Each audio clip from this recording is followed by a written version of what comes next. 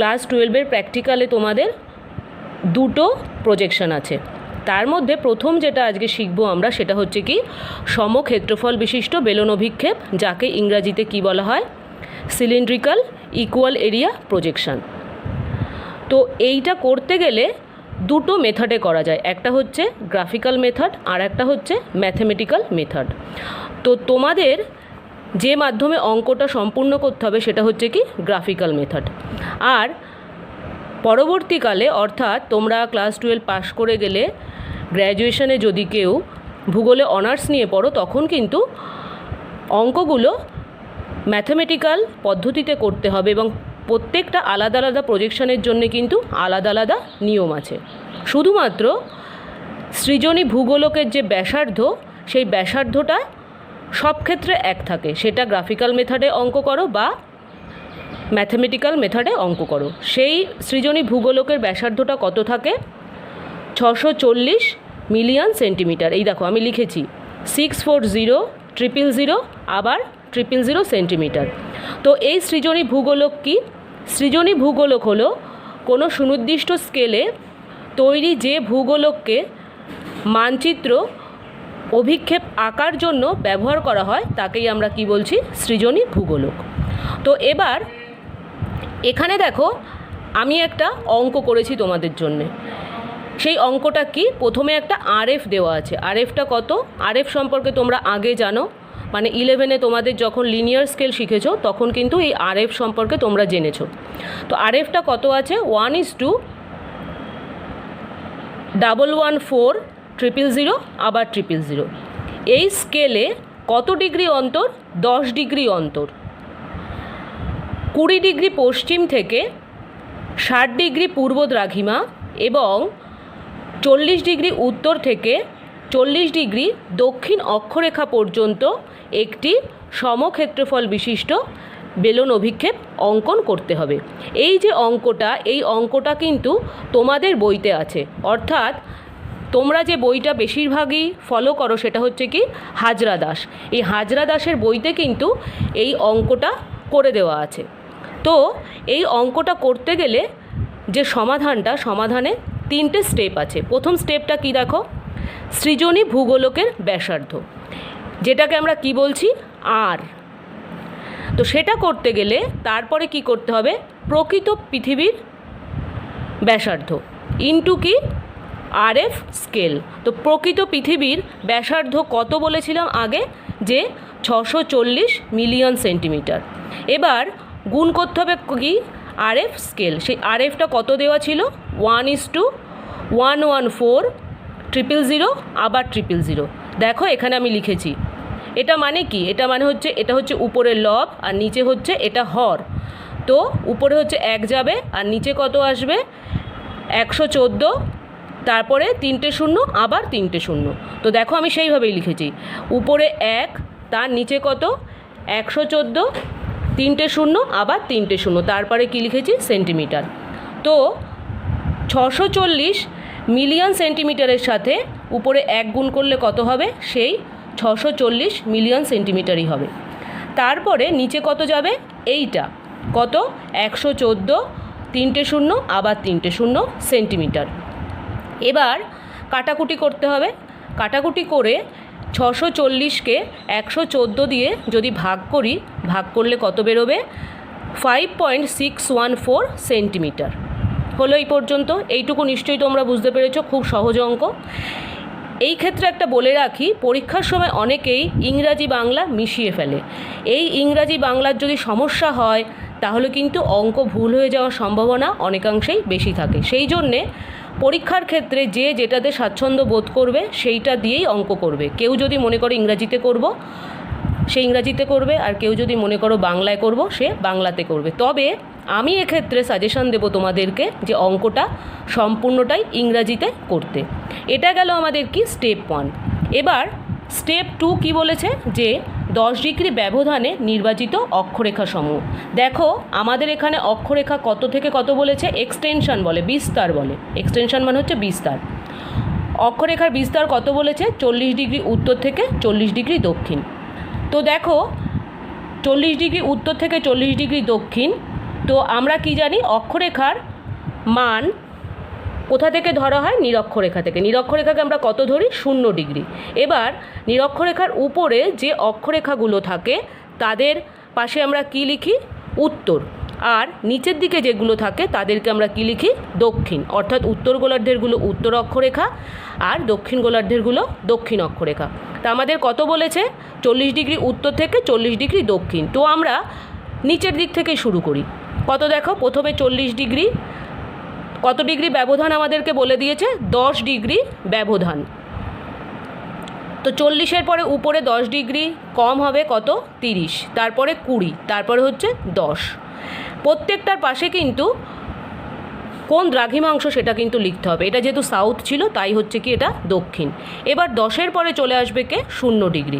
এবার আমরা চলে যাব কোথায়? উত্তর গোলার্ধে। কত ডিগ্রি পর্যন্ত রয়েছে দেখো? 40 ডিগ্রি উত্তর পর্যন্ত। তো সেখানে কত হলো? প্রথমটা হচ্ছে 10, সেই 10 ডিগ্রি ব্যবধানেই কিন্তু হবে। এখানে কিন্তু ব্যবধানের পার্থক্য ঘটবে না, দ্রাঘিমার পার্থক্য ঘটবে, সরি গোলার্ধের পার্থক্য ঘটবে, কিন্তু ডিগ্রি অর্থাৎ অন্তরের মানে এই যে ব্যবধানের কিন্তু কোনো পার্থক্য ঘটবে না। তো দেখো প্রথমে কত? 10 ডিগ্রি, তারপরে 20 ডিগ্রি, তারপরে 30 ডিগ্রি, তারপরে হচ্ছে 40 ডিগ্রি উত্তর। তাহলে উপরের দিকে আমরা কত পেলাম? 4টে পেলাম অক্ষরেখা, আর নিচের দিকে কটা পেলাম? 4টে অক্ষরেখা। তো নিরক্ষরেখাকে কিন্তু এখানে কখনোই বাদ দেওয়া যাবে না। তো নিরক্ষরেখাকে ধরে মোট অক্ষরেখার সংখ্যা কটা হলো? দেখো 9টা। আমি গুনে দেখাচ্ছি, 1 2 3 4 5 6 7 8 9। এইটা হয়ে গেল অক্ষরেখা। কটা হবে সেই সংখ্যা নির্বাচন। দেখো 9টা হয়েছে। এরপরে দেখো স্টেপ 3। স্টেপ 3তেও সেই 10 ডিগ্রি ব্যবধানেই আমাদের দ্রাঘিমা রেখাকে নির্বাচন করতে হবে, অর্থাৎ দ্রাঘিমা রেখা কটা হবে সেটাকে আমাদের বের করতে হবে। তো দেখো কতগুলো বলেছে এখানে। এক্সটেনশন বা বিস্তার কী ছিল? 20 ডিগ্রি পশ্চিম থেকে 60 ডিগ্রি পূর্ব দ্রাঘিমা। তো মূল মধ্যরেখার মান কত তোমরা জানো? 0 ডিগ্রি। আর মূল মধ্যরেখার ডান দিকে যে দ্রাঘিমা রেখাগুলো হয় তাকে আমরা কি বলি? পূর্ব দ্রাঘিমা। আর বাঁ দিকে যেগুলো হয় তাকে আমরা কি বলি? পশ্চিম দ্রাঘিমা। এখানেও সেই ডিগ্রির পার্থক্য কত? 10 ডিগ্রি অন্তর। তাহলে প্রথমটা কি বলেছে? 20 ডিগ্রি পশ্চিম। দেখো 20 ডিগ্রি পশ্চিম, তারপরে কত? 10 ডিগ্রি ব্যবধানে 10 ডিগ্রি পশ্চিম, তারপরে হচ্ছে 0 ডিগ্রি, এটাকে মূল মধ্যরেখা। তারপরে হচ্ছে আমাদের কত পর্যন্ত যেতে হবে? 60 ডিগ্রি পূর্ব পর্যন্ত। দেখো 10 20 30 40 50 60। তাহলে ডান দিকে আমরা কটা পেলাম? অর্থাৎ পূর্ব দ্রাঘিমা রেখা কটা পেলাম? 1টা 2টো 3টে 4টে 5টা 6টা। আর বাঁ দিকে পশ্চিম দ্রাঘিমা রেখা কটা পেলাম? 2টো, 1টা 2টো। আর মূল মধ্যরেখাকে ধরে মোট কটা হলো? 9টা দ্রাঘিমা রেখা হলো। এক্ষেত্রে বলে রাখি যে প্রতি ক্ষেত্রেই, অর্থাৎ যে কোনো অঙ্ক দিলেই যে অক্ষরেখার সংখ্যা আর দ্রাঘিমা রেখার সংখ্যা যে এক হবে তা নয়। এই অঙ্কটা কোনো ক্রমে হয়তো যে দুটো জায়গাতেই অর্থাৎ অক্ষরেখা আর দ্রাঘিমা রেখার ক্ষেত্রেই একই হয়েছে, কিন্তু এমনও অঙ্ক পরীক্ষায় আসতে পারে যেখানে অক্ষরেখা এবং দ্রাঘিমা রেখার সংখ্যাটা আলাদা হচ্ছে। সেখানে ঘাবড়ে যাওয়ার কোনো ব্যাপার নেই, অঙ্ক একইভাবে করতে হবে। সেখানে সেইভাবে করলে কিন্তু কোনো ভুল ত্রুটি হওয়ার কোনো সম্ভাবনা নেই। আচ্ছা, এবার আমি তোমাদেরকে কিভাবে এই সমক্ষেত্রফল বিশিষ্ট বেলন অভিক্ষেপ আঁকতে হয় সেটা আমি তোমাদেরকে করে দেখাচ্ছি। তো প্রথমে আমাদের কি করতে হবে, যে অঙ্কটার সমাধান করতে গিয়ে স্টেপ 1-এ আমরা কি করেছিলাম? সৃজনী ভূগোলকের ব্যাসার্ধ বের করেছিলাম। ব্যাসার্ধ বের করে কত পেয়েছিলাম? 5.614 সেন্টিমিটার পেয়েছিলাম।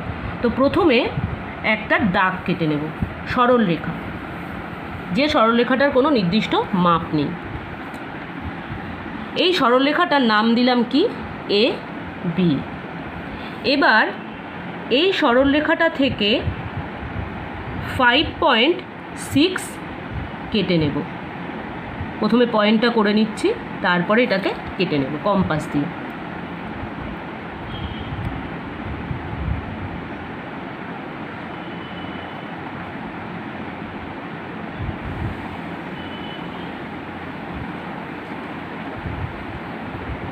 দেখো এই যে আমি কেটে নিলাম। এটা কত হলো? 5.6 সেন্টিমিটার। যেখানে কাট করলো তার নাম দিলাম ধরো ও। এবার খাতার মাঝ বরাবর পরীক্ষার সময় কিন্তু তোমাদের এরকম লম্বা খাতা কিন্তু আসবে না, চওড়া খাতা আসবে, যেটা হচ্ছে গুড বয়ের খাতার পৃষ্ঠার মতো। তোমরা 11-এ পরীক্ষা দিয়েছো জানো, তাই জন্যে আঁকার সময় কিন্তু খাতাকে সবসময় চওড়া করে আঁকবে। লম্বা করে ধরলে কিন্তু অনেক সময় আঁকা ধরানো সম্ভব হয় না, কারণ এই ব্যাসার্ধ কিন্তু অনেক ক্ষেত্রে বেশি হয়ে যায়।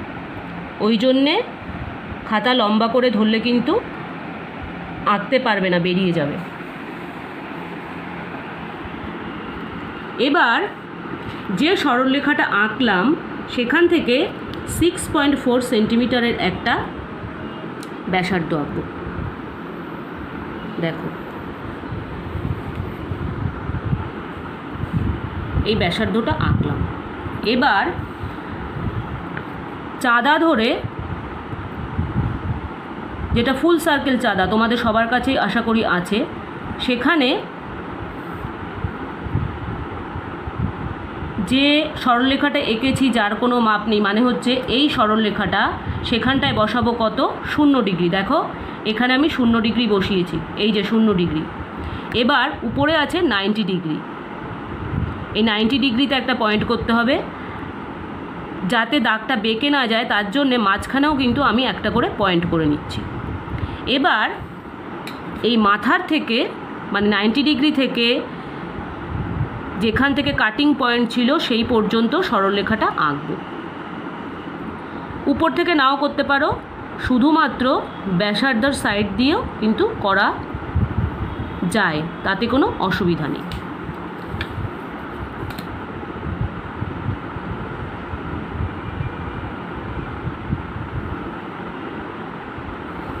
আচ্ছা, এবার কি করব? যেখানে এই 6.4 সেন্টিমিটারের ব্যাসার্ধটা এই সোজা সরলরেখার উপরে যেখানে কাট করেছে সেখানে একটা স্পর্শক আঁকবো। স্পর্শকটা আঁকার সময় ঠিক সেই একইভাবে, মানে এই কাটিং পয়েন্টে চাঁদাটাকে বসিয়ে একদম 90 ডিগ্রি অ্যাঙ্গেলে, এখানে 360 ডিগ্রি, মানে চারদিক যে কোনোটা ঘুরিয়ে করলেই হবে, 90, 180, 270, 0 যে কোনোটাকে বসালেই হবে। দেখো আমি এখানে 0 বসিয়েছি, আর উপরে বসিয়েছি হচ্ছে 90 ডিগ্রি। এবার সেই একই রকমভাবে পয়েন্ট করে নেব, পয়েন্ট করে নিয়ে একটা স্পর্শক আঁকবো। দেখো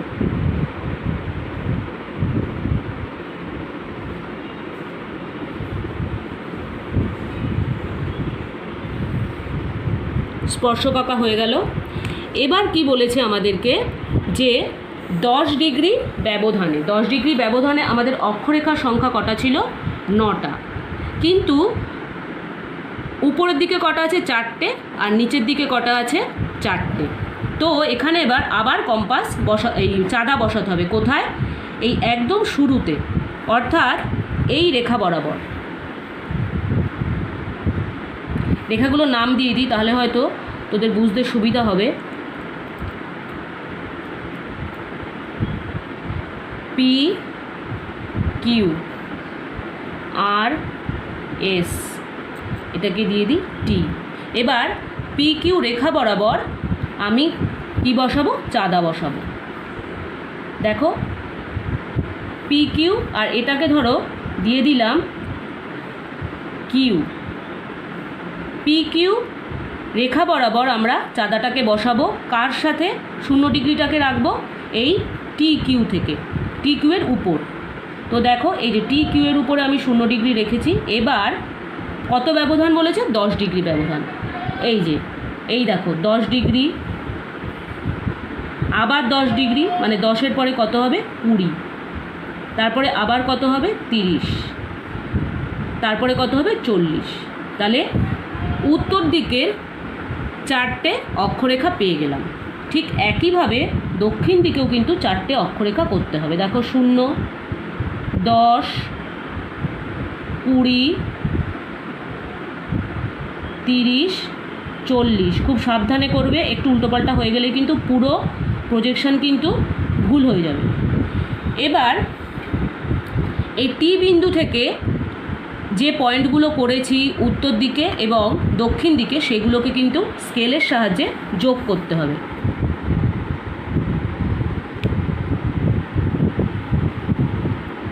বাইরে নিয়ে যাবে না, যেখানে ব্যাসার্ধ শেষ হয়েছে সেখানে গিয়ে শেষ করবে।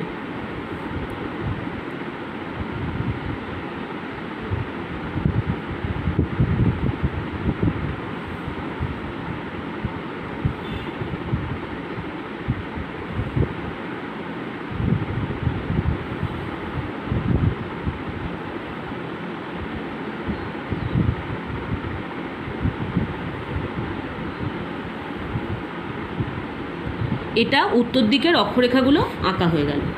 এবার দক্ষিণ দিকেরও অক্ষরেখাগুলো একইভাবেই করতে হবে।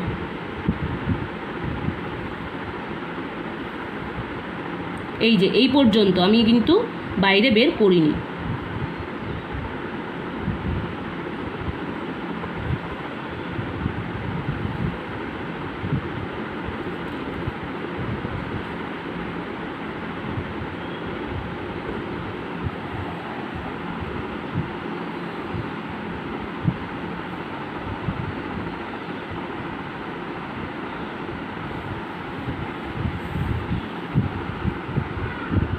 আচ্ছা, তাহলে এটা কত?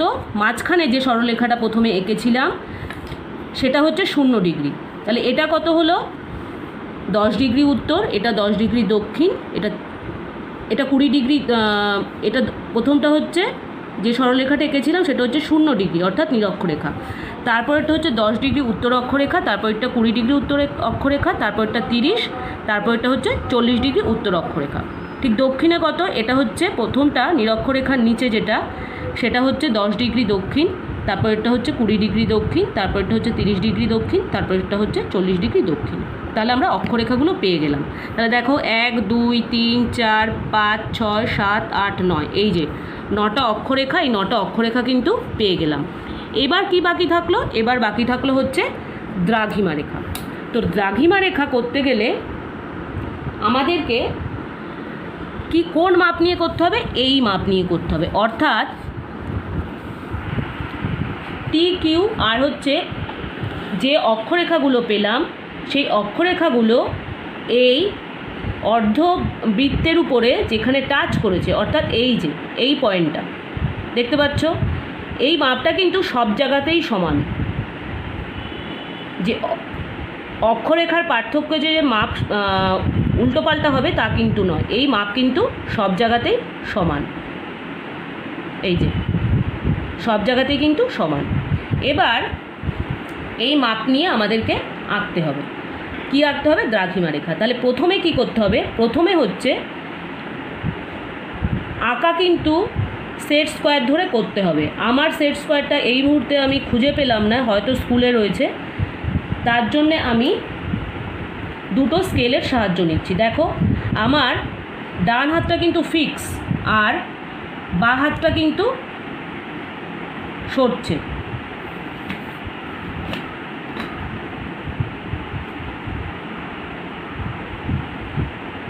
সেট স্কোয়ার ধরা তোমরা আগেও শিখেছো, যখন লিনিয়ার স্কেল শিখেছো 11-এ, তখন। আমার ডান হাতটা ফিক্স আর বাঁ হাতটা কিন্তু সরছে। দেখো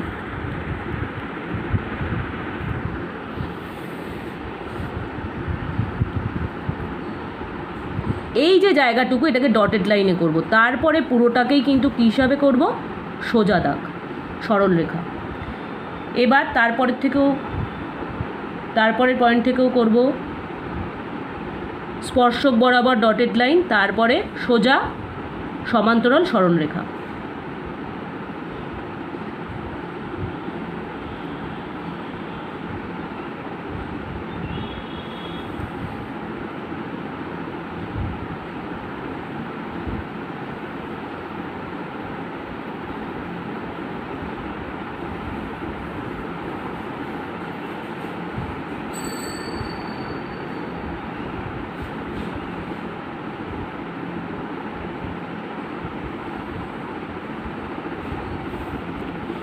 এবার ঠিক একইভাবে দক্ষিণ দিকটাও করে নেব।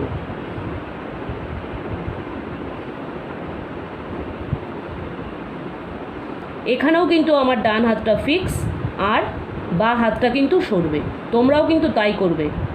হাত যদি সরে যায় বা নড়ে যায় তাহলে কিন্তু লাইন বেঁকে যাবে।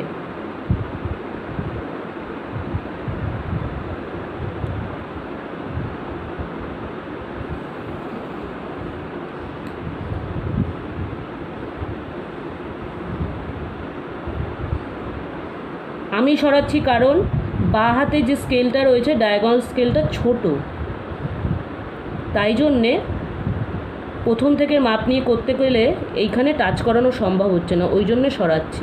তোমরা সেট স্কোয়ার ধরে করবে, সেক্ষেত্রে সরানোর প্রয়োজন হবে না।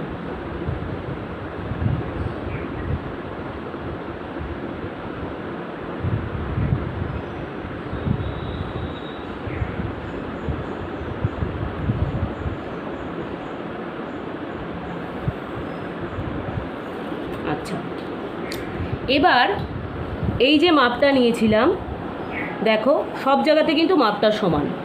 এই মাপ নিয়ে আমাদের দ্রাঘিমা রেখাগুলো এখান থেকে কেটে নিতে হবে। যে সরলরেখাগুলো এঁকেছি সেখান থেকে কটা করতে হবে?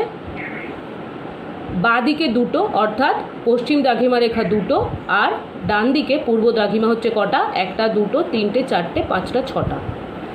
তো এই যে প্রথমটাও কিন্তু একটা দ্রাঘিমা রেখার পয়েন্ট। তাহলে আমাদের মোট কটা কাটতে হবে এখন? 8টা।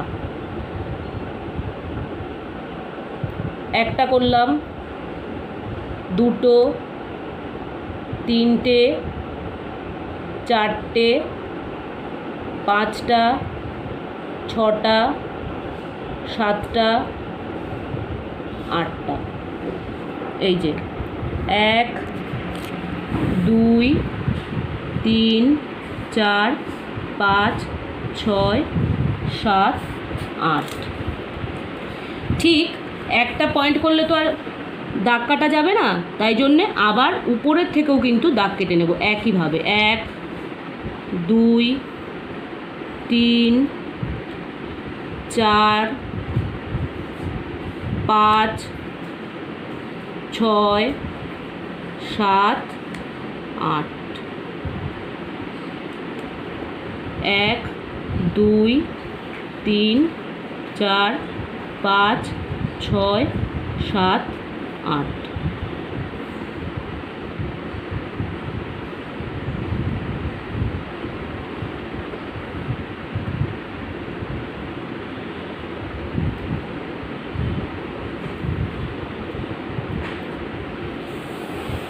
আচ্ছা, তোমাদের যদি মনে হয় যে লাইন বেঁকে যাওয়ার সম্ভাবনা নেই, তাহলে নিরক্ষরেখা বরাবর আর কাটার দরকার নেই, কিন্তু আমি এখানে করে দেখাচ্ছি।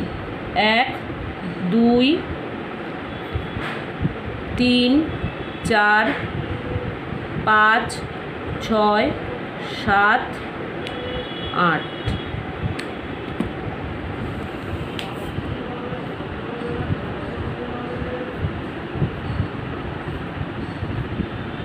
এবার এই বিন্দুগুলোকে যোগ করব।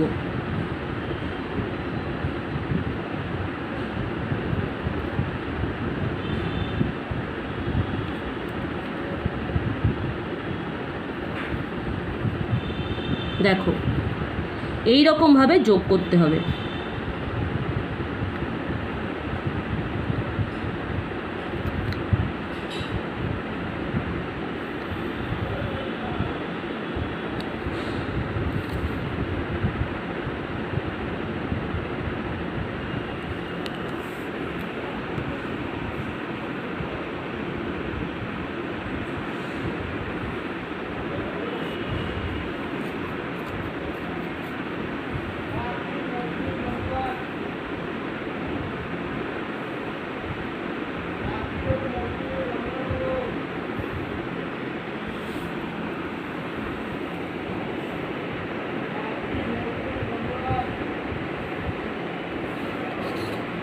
হয়ে গেল। এবার আমাদের কি করতে হবে?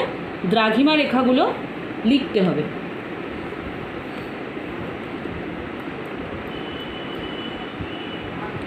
প্রথমটা কত আছে 20, এইটা বলেছিলাম একটা দ্রাঘিমা রেখা, তাহলে প্রথমটা হচ্ছে 20 ডিগ্রি পশ্চিম, তারপরটা হচ্ছে 10 ডিগ্রি পশ্চিম, তারপরটা হচ্ছে 0 ডিগ্রি, তারপরেরটা হচ্ছে 10 ডিগ্রি পূর্ব, 20 ডিগ্রি পূর্ব, তারপরে হচ্ছে 30 ডিগ্রি পূর্ব, 40 ডিগ্রি পূর্ব, 50 ডিগ্রি পূর্ব, 60 ডিগ্রি পূর্ব। আমাদের বিস্তার কত ছিল? 40 ডিগ্রি পশ্চিম থেকে 60 ডিগ্রি পূর্ব পর্যন্ত। দেখো এখানে হয়ে গেছে। এবার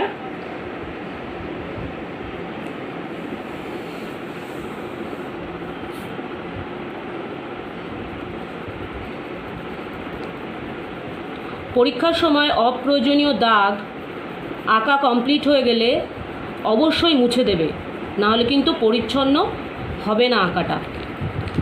আর পরিচ্ছন্ন না হলেই কিন্তু সেটা দেখতেও ভালো হবে না। এবার অক্ষরেখাগুলো আমরা লিখে ফেলি। তো প্রথমে এই যে সরলরেখাটা এঁকেছিলাম, যেটার কোনো মাপ ছিল না প্রথমে, সেটা কি বলেছিলাম? 0 ডিগ্রি, অর্থাৎ নিরক্ষরেখা। নিরক্ষরেখার উপরে কত আছে? প্রথমটা 10 ডিগ্রি উত্তর, 20 ডিগ্রি উত্তর, 30 ডিগ্রি উত্তর, 40 ডিগ্রি উত্তর। অনেক সময় দেখা যায় পরীক্ষার খাতা যখন দেখি, তখন মেয়েরা কি করছে, এই 10 ডিগ্রি 20 ডিগ্রি লিখে ছেড়ে দিচ্ছে, কিন্তু এই পাশে উত্তর অক্ষাংশ না দক্ষিণ অক্ষাংশ সেগুলো কিন্তু তারা লেখে না, ফলে কিন্তু নম্বরটা কমে যায়। এবার নিরক্ষরেখার নিচে অর্থাৎ দক্ষিণ গোলার্ধের অক্ষরেখার মানগুলো লিখে ফেলি। প্রথমটা হচ্ছে 10 ডিগ্রি দক্ষিণ, 20 ডিগ্রি দক্ষিণ, 30 ডিগ্রি দক্ষিণ, আর শেষেরটা হচ্ছে 40 ডিগ্রি দক্ষিণ। এবার ঠিক একইভাবে মানে 20 ডিগ্রি পশ্চিম, 10 ডিগ্রি পশ্চিম, এটা উপরেও লিখতে হবে। কত? 20 ডিগ্রি পশ্চিম, 10 ডিগ্রি পশ্চিম, তারপর হচ্ছে মূল মধ্যরেখা অর্থাৎ 0 ডিগ্রি, তারপরে 10 ডিগ্রি পূর্ব, 20 ডিগ্রি পূর্ব, 30 ডিগ্রি পূর্ব, 40 ডিগ্রি পূর্ব, 50 ডিগ্রি পূর্ব, 60 ডিগ্রি পূর্ব। এক্ষেত্রেও একই ভুল করে যে 0-র পরে এখানে যে প্রথমে যে 10 হয় তারপরে যে 20 হয়, সেটা কিন্তু অনেকেই উল্টোপাল্টা করে। আঁকাটা করে নিল, সেখানে হয়তো কোনো ভুলভ্রান্তি নেই, কিন্তু দেখা যাচ্ছে এইখানে মানে বাঁদিকে 10 না লিখে প্রথমেই লিখে দিল 20, সেটা কিন্তু ভুল। তাহলে প্রথমে কত হবে? 20, মানে যেখান থেকে এক্সটেনশন শুরু হয়েছে, মানে বিস্তার শুরু হয়েছে, অঙ্কে বলেই দেওয়া আছে, এই জন্য ভুল হওয়ার সম্ভাবনা নেই। 20 ডিগ্রি পশ্চিম থেকে 60 ডিগ্রি পূর্ব। তাহলে আমার আঁকাটা কত থেকে শুরু হবে? 20 ডিগ্রি পশ্চিম, তারপরে আবার ভুল করে অনেকেও লেখে 20-র পরে 30, তা কিন্তু নয়। 20-র পরে 10 হবে, তারপরে কমতে থাকবে, নাহলে কিন্তু পূর্ব দ্রাঘিমায় আমরা পৌঁছাতে পারবো না। 0, 10, 20, 30, 40, 50, 60। আর এই যে ব্যবধানটা, এই ব্যবধানটা কত ডিগ্রি করেছিলাম মনে আছে? 10 ডিগ্রি ছিল। এই যে 10 ডিগ্রি দেওয়া আছে অঙ্কে, সেই 10 ডিগ্রি ব্যবধানে ছিল। আর এই যে মাপটা নিয়ে আমরা কি করেছি? এই মাপটা নিয়ে এই যে দ্রাঘিমা রেখার যে বক্সগুলোর যে পার্থক্য, সেই বক্সগুলোর মাপ হচ্ছে এই মাপটা দিয়ে করা। বুঝতে পেরেছো সবাই? এবার কি করতে হবে? একটা বক্স করতে হবে। তোমরা বলতে পারো ম্যাম বক্স করার কি দরকার আছে? দরকার আছে। কেন? প্র্যাকটিক্যাল করার সময় একটু সৌন্দর্য অবলম্বন করতে হয়, সেই জন্যে একটা বক্স সুন্দর করে আঁকার দরকার আছে।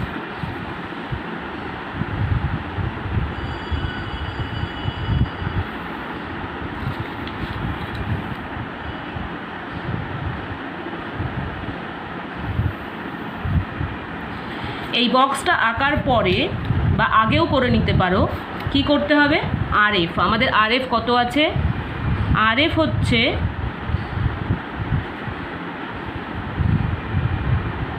1:114,000, আবার 000। আর বিস্তার কত আছে, এরকম করে সুন্দর করে একটা বক্স করতে হয়, বক্স করে তার মধ্যে বিস্তারটা লিখতে হয়। বিস্তার কত আছে, বিস্তার আছে হচ্ছে 20 ডিগ্রি পশ্চিম থেকে 60 ডিগ্রি,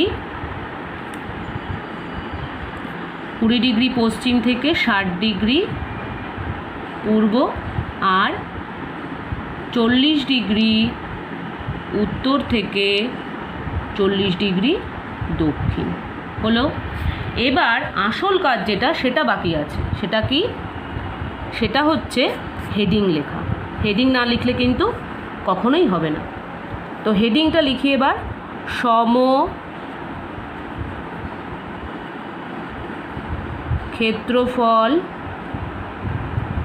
বিশিষ্ট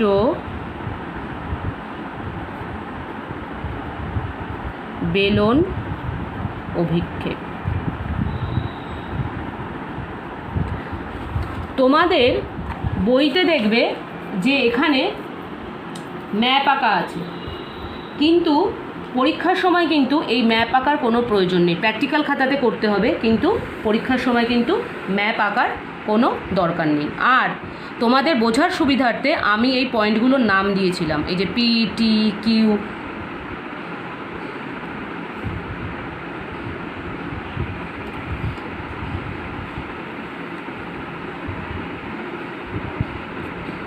আর এই পয়েন্টগুলো নাম দিয়েছিলাম তোমাদের বোঝার সুবিধার্থে, কিন্তু পরীক্ষার সময় এই নামগুলো দেওয়ার কিন্তু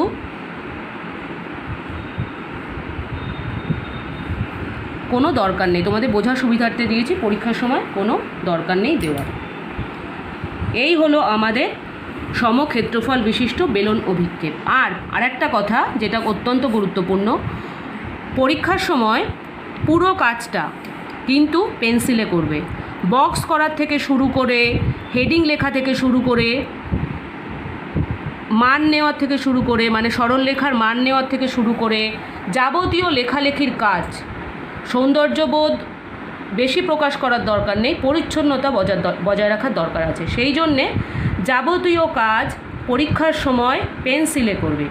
আর এই যে আমি এটাও যে লিখেছি 10 ডিগ্রি, এখানে একটা দাগ টেনেছি, এইগুলো কিন্তু পরীক্ষার খাতায় থাকবে না। এটা আমি এই অনলাইনে তোমাদেরকে বোঝানোর জন্য এইটা লিখেছি। পরীক্ষার সময় কিন্তু এই সমস্ত কিচ্ছু থাকবে না, এইগুলো বাদ দিয়ে বাকি যে জিনিসগুলো আছে সেইগুলো থাকবে। এই যে দাগটা এতটা টেনেছি, এতটা টানার দরকার নেই, কমিয়ে দিতে পারো। আর এই যে বিন্দুগুলোর নাম দিয়েছি বা রেখাগুলোর যে নাম দিয়েছি, সেই রেখাগুলোর নাম দেওয়ারও কিন্তু কোনো প্রয়োজন নেই। এই আঁকাটা এখন কমপ্লিট হলো।